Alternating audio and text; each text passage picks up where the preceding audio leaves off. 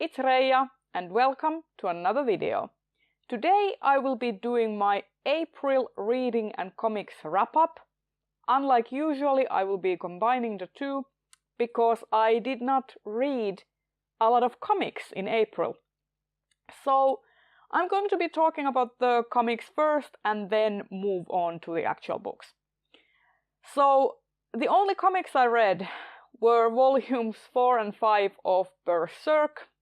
My reread project is still going strong, and I have to say that I have stumbled upon a few issues that I did not notice on my first read.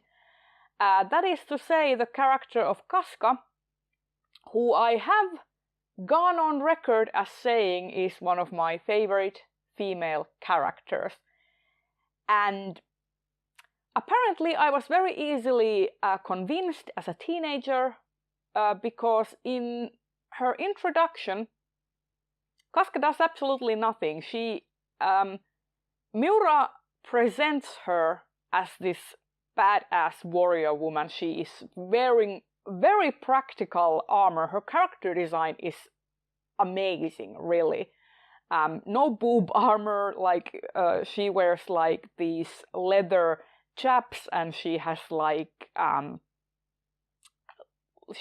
sensible clothing and armor and sensible haircut, everything. She looks the part.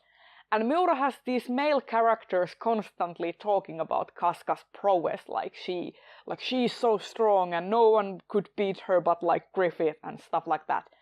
And as a teenager, I took that as at face value and thought like, okay, she must be a badass.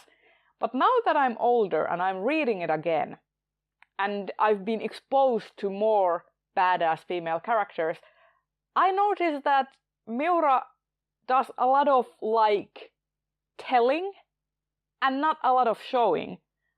Casca is told to be a very efficient and very good at her job, and she is an officer, and she is told to be this very capable warrior. But in actuality, Miura doesn't show her doing any of those things. She is mostly whiny. She is very antagonistic towards our main character. She is spiteful in these first two volumes that she appears, which are 4 and 5. And she is pining after Griffith and is apparently very jealous of the attention Griffith bestows upon Guts. And that's her character. She isn't shown doing anything of import. She's only shown whining, and that's not a good look. So, as I can't really talk about the plot of Berserk, because I am already in the 4th and 5th volumes, I had to get that out there and start complaining. But yeah, that's my biggest gripe with Berserk as of right now. It's that Casca's treatment is so poor, and it's only gonna get worse from now on. And yeah, I gave Berserk Volume 4 3 stars and Berserk Volume 5 3.5 stars.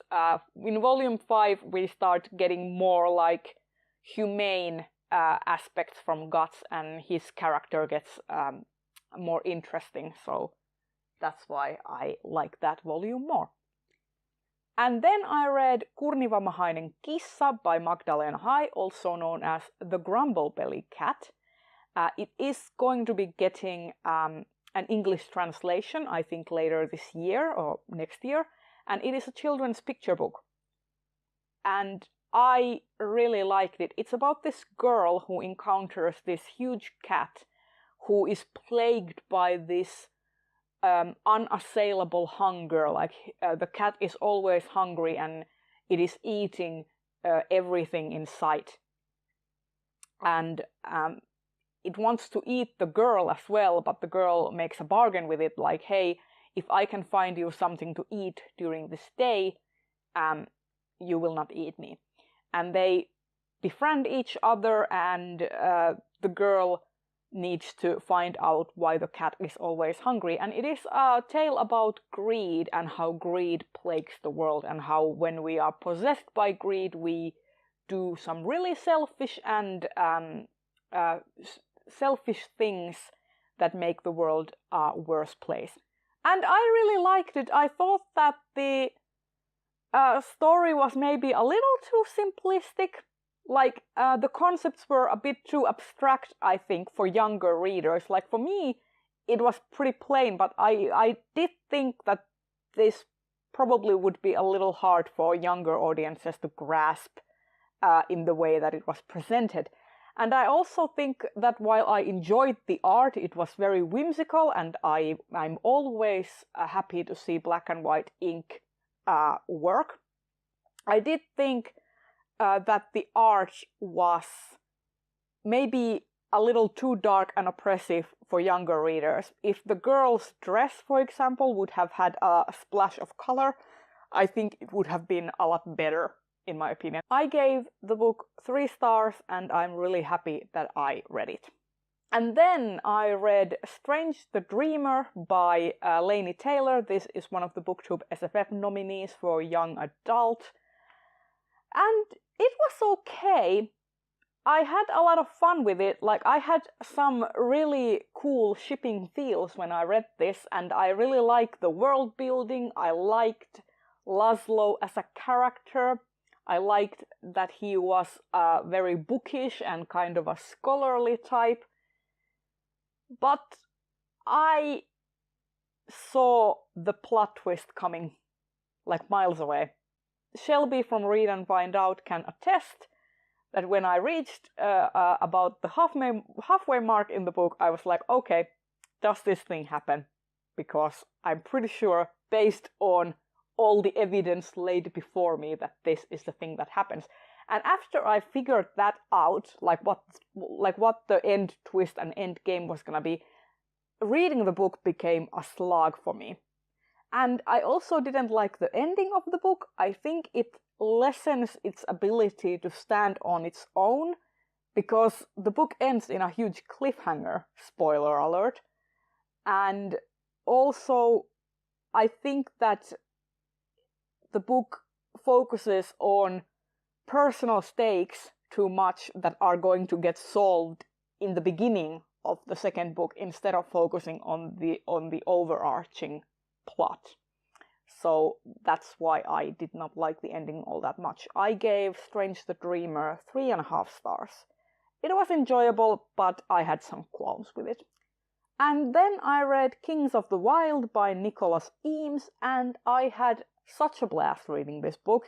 It was super funny, exactly the kind of humor that I like. It was kind of crude and crass, but at the same time, some of the jokes were really inventive, and it has some subtle pop culture references, and some not so subtle ones. I'm talking specifically about the "cake is not a lie" reference. But yeah, I enjoyed it. I liked Clay as a point of view character. He was very stoic and very responsible, and I liked him. I liked that he was kind of the straight man, and all the more wackier characters could bounce off of him. I liked that. I liked the Druidic race. Elves, basically, with bunny ears. I loved it. I even drew fan art of Last Leaf because I was so fascinated by them. And I had such a blast. I was reading this like every day. And then the ending happened. And I was livid at that ending. It was basically a Cliff Notes version of, oh yeah, I need to wrap up these character arcs, so I'm just gonna write a few lines of each character and what they did, and okay, that's a wrap, everyone. Goodbye. And I was like, I felt so cheated. This book could have easily been 20 pages longer, and it would have enabled us to get full-on character endings and wrap-ups for the characters, instead of having like, oh yeah, this happened to that character did that, and oh yeah, that happened to that character. And I'm here like, no, this isn't what I wanted. I wanted actual resolutions for each of these characters. Like, what the hell? Also, the book suffers a little bit from miracle saves, my like suspense levels started waning very quickly when I noticed that these characters basically could not be killed. Like anything that happens in the book, there's no lasting consequences for it. So my suspense levels were like always kind of low after I figured out that there's no lasting consequences for everything or anything. So yeah, I ended up giving Kings of the Wyld 3 stars. It started out so good, it was so great, and then the ending just kind of, it was like the book tripped 5 meters before the finish line and just slid in the mud and stopped right before the finish line and let everyone else run past it in the competition. Yeah, not fun. I'm still looking forward to the next volume though, like the second book. I'm still looking forward to that because I want to know more about the Bloody Rose and her druidic companion. Just saying. But yeah, Kings of the Wyld, 3 stars. And then I listened to an audiobook of Born a Crime by Trevor Noah, and I loved it.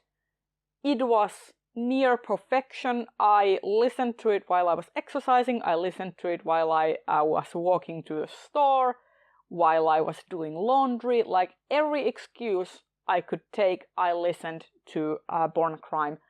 And it was such fun. It was very entertaining, but I also got to learn a lot about South African history and politics and how things work there. During the time Trevor Noah grew up. The book made me really angry, it made me really happy, it made me sad, and I also felt a kind of kinship to Trevor Noah when he talked about his life with his mother and getting beat up and all that stuff, because I was like, oh my god, that is like what my mom used to do. And I really enjoyed it a lot. I will say, for those of you who may want to listen to the audiobook or read the book, there is animal cruelty in the book, so be aware of that going in. And also with the audiobook, I sometimes had a bit of trouble distinguishing where in the timeline I was at, because the book follows a non-linear storytelling and timeline. So at some points, Trevor was talking about his experiences as a young child, and then we would speed up to his 20s, and then back to his early childhood.